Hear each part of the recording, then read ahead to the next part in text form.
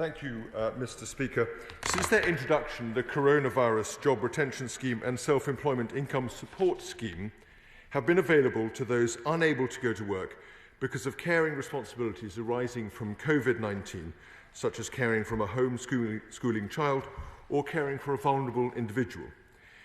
Those who are unable to work from home and have been told to shield have also been eligible for these support schemes, as well as for statutory sick pay and unemployment support allowance. Let's head up to York to Rachel Muskell. Rachel Muskell. Thank you, Mr. Speaker. The Chancellor has let the financial burden of COVID-19 fall on women who have undertaken twice as much homeschooling as men, with 1 in 5 having had to cut their hours, where 78% of working mothers have not been offered furlough and 71% of those who have asked for it have been refused. Will the Chancellor recognise that once again women have disproportionately paid the price due to the inequality in his policies? So will he undertake an immediate equality impact assessment and set out in his budget how he will bring redress to these widening gendered inequalities?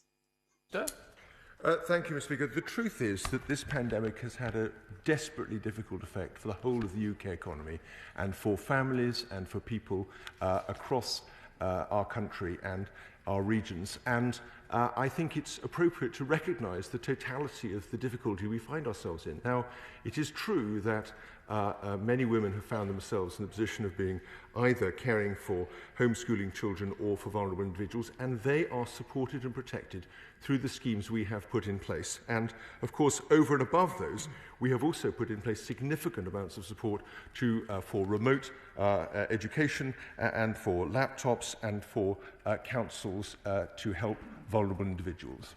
Let's head up to Ealing North with James Murray, the Shadow Minister. James Murray. Thank you, Mr. Speaker. Earlier this month, the Shadow Chancellor successfully called on the Chancellor to make clear that working parents and others can be furloughed due to childcare responsibilities.